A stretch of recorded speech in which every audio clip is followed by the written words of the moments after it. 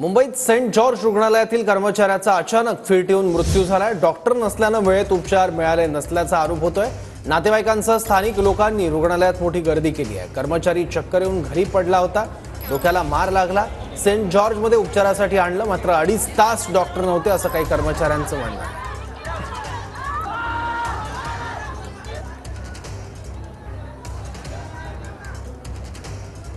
उपचारासाठी डॉक्टर वेळेत न मिळाल्यामुळे रुग्णाचा मृत्यू झाल्याचा आरोप आता होतोय। सेंट जॉर्ज रुग्णालयातील कर्मचाऱ्याचा अचानक फिट येऊन मृत्यू झालाय। मारून टाकला। 2 तास डॉक्टर नाही, 2 तास खाली इंटर्न बसलेला असतात आणि आरएमओ नसतात, सीएमओ नसतात।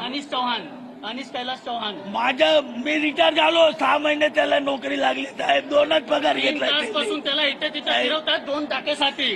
जाग्यावर कोणी पण सिनियर डॉक्टर नाही, इंटर्न बसलाय। आता तो झाला एक्सपायर, आता ते कोण जबाबदारी घेणार त्याची? मला त्याचं उत्तर पाहिजे। अनिश चौहान सर्वंट आहे, स्वीपर आहे, इथे स्वीपर आहे, तो इथेच आहे। संध्याकाळी 5:30 वाजता त्याला इथे आणलं, 3 तास झाले त्याला इथे तिथे फिरवत होते ते लोक। तो घरी पडला ना, त्याला इथे लागलं, थोडं पाटलं, 2 टाके आले होते। हात पाय दाबून काय होणार आहे? फिट आली तर काहीतरी करायला पाहिजे। इंजेक्शन कोण देणार त्याला? हात पाय दाबून त्याला जास्त त्रास होणार।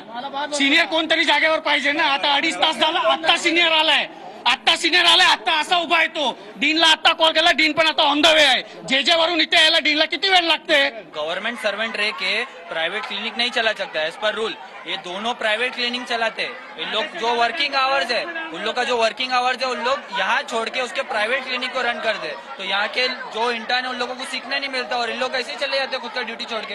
तो ऑब्वियसली ये सीरियस होना ही वाला है। इन लोग कोई भी ड्यूटी पे नहीं है, बस अपना क्लिनिक संभालने के लिए ही रहते हैं। ऑन ड्यूटी कोई भी सीनियर ऑफिसर नहीं है। या ठिकाणी जर का कोणताही शासकीय डॉक्टर कर्मचारी प्रायव्हेट प्रॅक्टिस करताना ची माहिती अथवा पुरावे माझ्याकडे आले तर उद्या सकाळच्या आधी त्याला निलंबित करण्याची कारवाई केली जाईल।